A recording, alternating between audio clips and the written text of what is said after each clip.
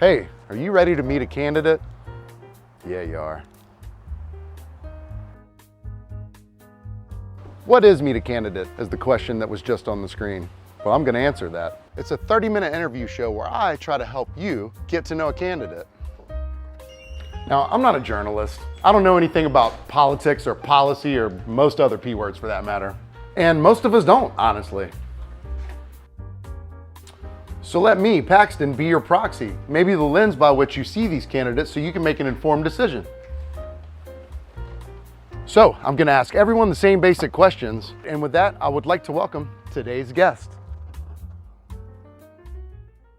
Ladies and gentlemen, City Council candidate Beau Livingston. How's it going, How man? we going, bud? Good. So you seem like a happy guy. Most of the time, yeah. You seem cool. Thank you.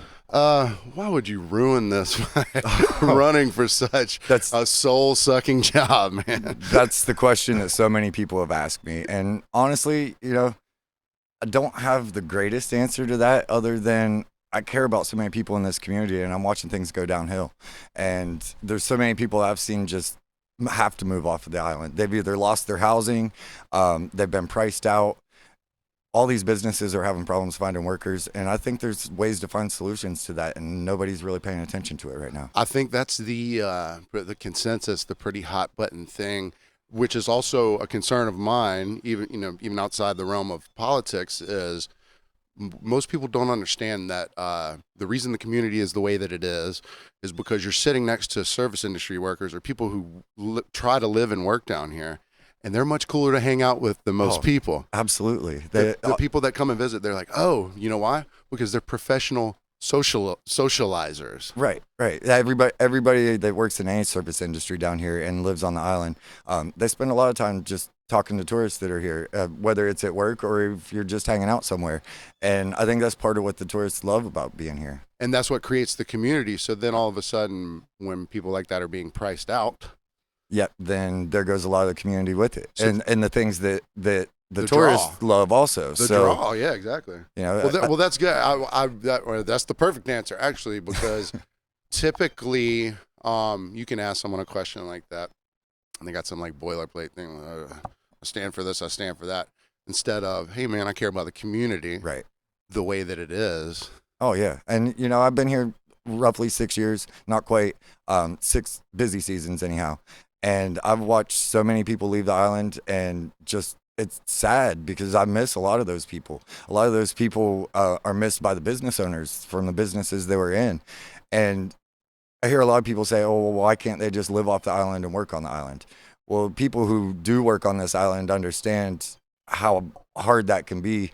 Any given day, you could get stuck in traffic 3 or 4 hours. You're late for work. You don't know if you're going to be able to get home. And these people could be working in Savannah making the same amount of money. They maybe would rather be here, but there's complicated issues involved in that sometimes it's just not feasible for them. I mean, infrastructure the way it is, Tybee Road, I mean, if someone has a flat tire, that's an hour stoppage. Oh, almost. yeah, definitely. So trying to get onto the island to work or get off after work after a long night. Right. That's so what up until now, what have you done for a living? I mean, in my younger years, I did a lot of things. I did sales. I bartended for a little while. I did 13 years as a tattoo artist, which I absolutely loved that. I had some vision issues in my right eye, and, I couldn't sit 12 hours a day doing that anymore. I started getting headaches because of it. From there, I moved on to being a Harley mechanic. I did that for a couple years. I still love motorcycles. I love working on motorcycles. I didn't like working for a big corporate business like that. Oh yeah. So you work for Harley? Yeah, I worked for a dealership. Contracted for I worked for a Harley. dealership. Oh, wow, yeah. Which like I said, I love the people, but watching the money that comes in and the money that's going back out to the employees, it just after a while, I wasn't happy with it anymore. Yeah. It's funny you say. I was setting up out here and a motorcycle rode by. And the song that I heard was "Slow Ride, Take It Easy." I was like, "That's a motorcycle appropriate song." Absolutely. I've heard other big bikes with loud music, but it'll be like a Darius Rucker or something like that. I'm like, that's not bike appropriate, I don't think. I mean, everybody has their own taste in music, so yeah, you can only say so much, but it's definitely not what you picture. you know, some big burly biker guy listening to when he's cruising down the road. Coming down with a wagon wheel on it. You Right. know, I want to hear some Slayer, man.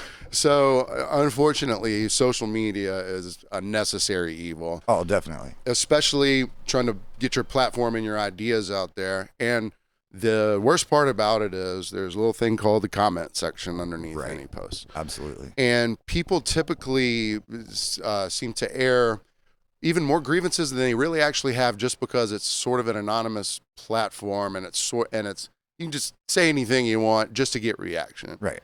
So as you run, you're going to have to use social media, obviously. This is what I mean, unless you're getting on like television shows, which is not a thing anymore. Right. This is the world we live in. So I'm just wondering the strategy of listening to your constituency and figuring out what the homegrown, on the street issues are that people want to be dealt with, but how can you filter it through within that comment section? Because typically the most fringe, angry ideas or comments, their signal gets boosted because there's so much more Absolutely. engagement with it. Right. What's your experience been so far? So far, I've got a lot of great responses on social media. Even next door, which I kind of feel like can be a toxic app for a lot of people, and I think a lot of people feel that way. And I've had some people that want to get on there and they want to make nasty comments. The best thing I can do is just be open and honest with them and not engage in an argument. I want to let them know where I stand, but I'm not going to continue to do a back and forth that's really not going to help anything. Yeah, essentially, like pissing in the wind. Right. That's That's what it feels like for sure. Well, yeah, and in terms of nothing will ever get done, but the thing is, it is a platform where someone can, express their concerns or whatever. Right. But there's got to be a way where it can be focused to, hey, we're not solving it here. Right. We're posing the question Yeah. here. And I think that's up to the users on social media, especially the original poster, to determine what's appropriate to answer, what's not appropriate to answer. A lot of people are just trying to get a reaction out of you. And, especially when you're running for a public office, you got to make sure that you're not giving them the reaction that they're looking for, but still get your point across. Exactly, yeah. So the post and ghost sort of thing works in every other realm except the political, because you do have to engage at some point. Definitely. What's been what have you gotten mostly in terms of the public's ideas or what their wishes would be if you were to be elected? I think everybody really follows along with what I'm doing as far as trying to foster the community. I'd like to see more younger families move in. I think we need to do things to make that happen, more activities for them. I think the city needs to be more involved in making that happen. And I know the rental market issue is a thing that it's really hard to address, but we've got to try to look for some kind of compromise and solution so that we can keep people on the island. Yeah, I think that's important because, like we said earlier, community is the community because of, who lives here and, Yes. and The locals. and how they operate. Speaking of being around here, what do you do for fun when you're not working? I mean, I do some surfing. I like to hang out on the beach. I am part owner of a golf cart business. I like to get on an electric golf cart and just kind of cruise around the island, There check you go. things out, go check out the sunsets. I do go to a lot of the local bars and hang out. A lot of my friends work at a lot of these places. My wife works at one of these places. So, it's nice to get out and see people in the community in every way you can. I really like to spend more time at the Y. I'm kind of lazy in that sense, although I know it's definitely good for me. Like the gym? Yeah, the gym, maybe shoot some basketball and things like that. Yeah. Nothing serious, but getting out and doing some physical activity Sure, and, trying to promote healthy living. Sure. Well, I think one of the boons of that, like having some of your recreation be like being out at bars and things like that, is you actually get to talk to people face to face. Definitely. And has that changed the good or bad time that you have when you go out? Because if you're sitting right there and they know you're running, obviously that's going to dominate the conversation. Yes and no. I've had pretty good responses from everybody. It hasn't been real negative. You got to be more careful what you say when you're running for public office. Not that my opinions have changed, but you got to be careful what you put out there and who you put it out to, because some things are just personal opinions that, if I were to get elected, that's not going to go anywhere towards what I am trying to do on city council. It's just, how I might feel in my own head, but my obligations would typically have to be what's best for everybody in the community. Sure, yeah, it's not like this is what I want and I will have it no matter what. Right, right. At the detriment of something else. But I definitely get out there and hear other people's point of view and get other perspectives, because if you don't see every side of the story, you're not really able to make a good decision. And it's being out like that, you get a little bit saying one thing, watching what you say. It's just like the old adage: a guy caught a fish, a 12-inch fish on the north end, and by the time the people on the south end heard it, it was a 4-foot fish. Oh, absolutely. So the game of telephone, something you may say, right, can turn into something completely different by the time it gets to people on the other end of the island. And, maybe you had one thing in mind and it's taken out of context. And next thing you know, people are like, what are you talking about? Why did you say this? And, then you got to explain to them, well, that's not exactly what happened. That's still never a good thing. Even if you're being 100% honest with them, you don't want people to be out there, having false opinions of you or your beliefs on just anything. Because someone misconstrued what you said Exactly. or misheard you. Yeah, either which. Or they had a little cough medicine. Yeah, they were across the room and thought they heard one thing when you were actually talking about something completely different. And another thing that falls in line with that, I believe, my opinion, is the teamsmanship aspect, like the party aspect of it.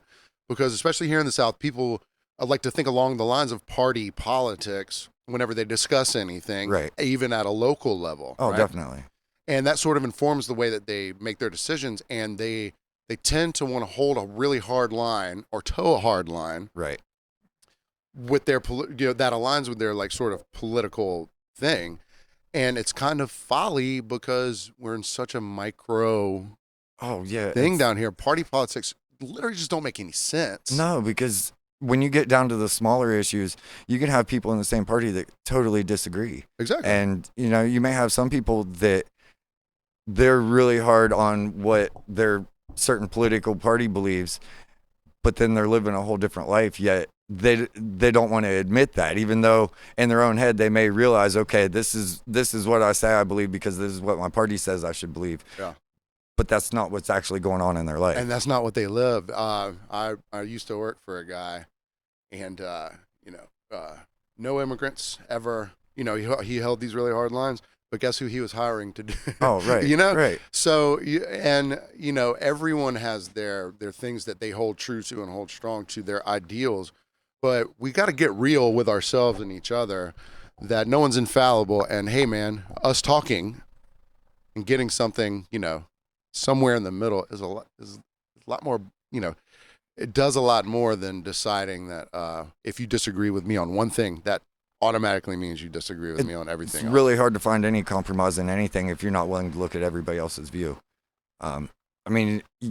No matter how you feel, you got to see how people on the other side of the issue feel, because in the end, we're trying to do this for everybody involved, and everybody involved needs to feel like they're a part of it. They need to feel like their perspective was taken into account when you come to any kind of conclusion or decision.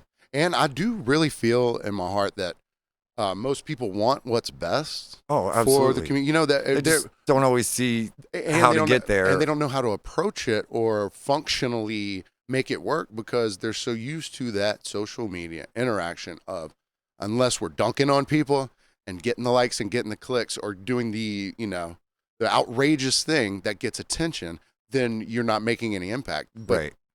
I think the people who make the most impact are the ones that are trying to get people to come together and to actually find a common ground. I think that makes a lot more impact than somebody that's out there spewing crazy stuff and saying, you either believe what I believe or you're completely wrong. Exactly. And we come together naturally already. Oh, we definitely. go sit next to each other at bars. Right.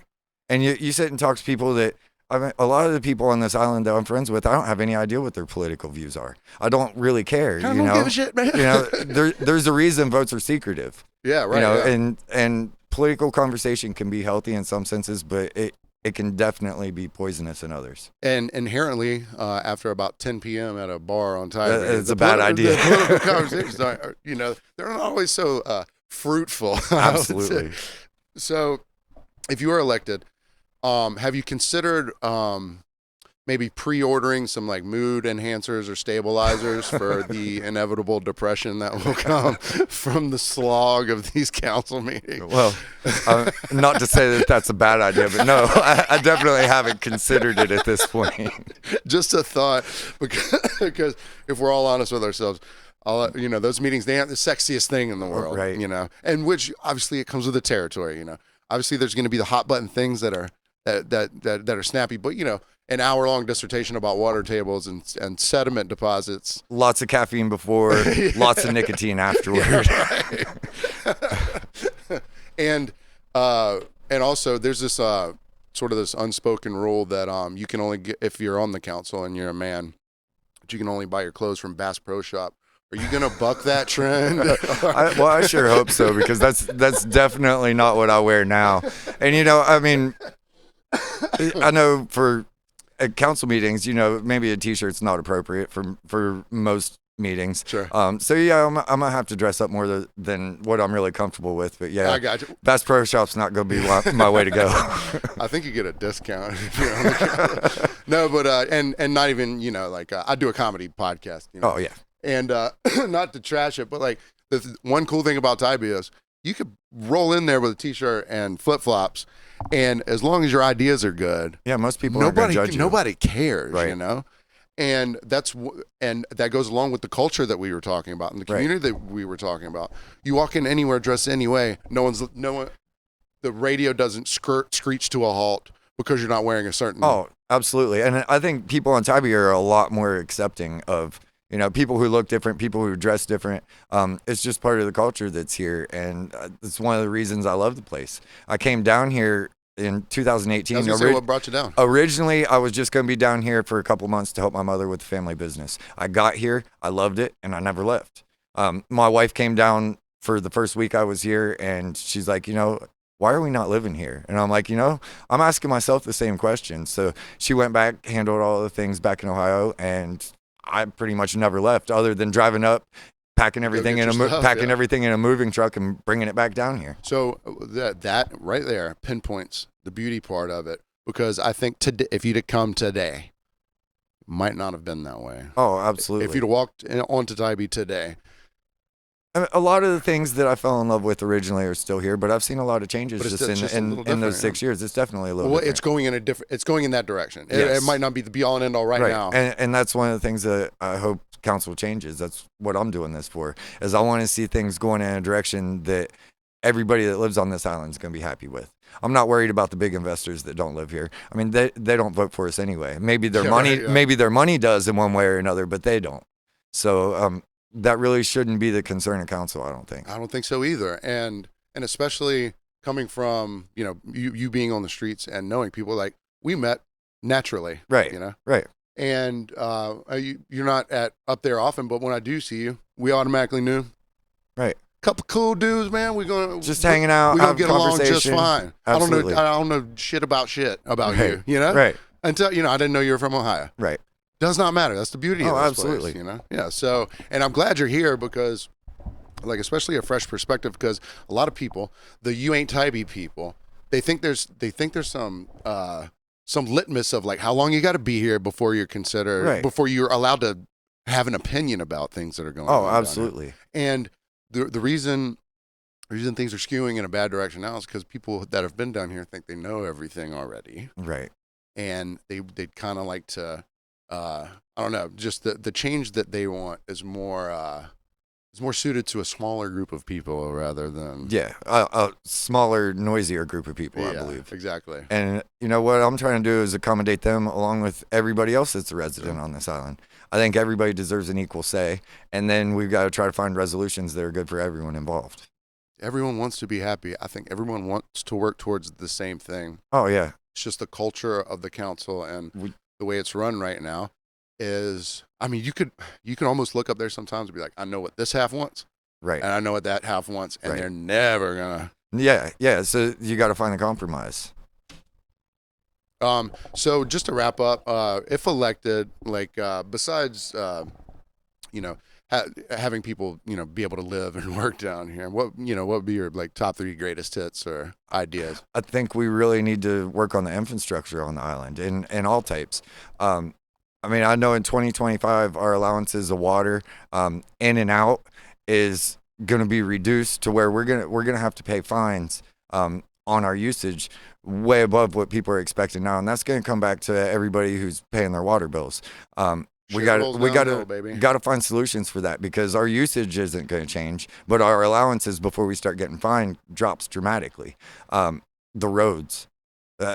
There are so many crappy roads on this island, and with as much money that this island brings in, I don't see why that's not a priority. I know I skateboard down here. Some of these roads suck. And oh, definitely. Well, I've skateboarded my whole life. I don't do much of it down here because the roads suck. Yeah. I'm getting older now. My ankles don't hold up like they used to. So, a couple bumps or a couple cracks. Because of it now. A couple bumps or a couple cracks, and you're going down good, man. So.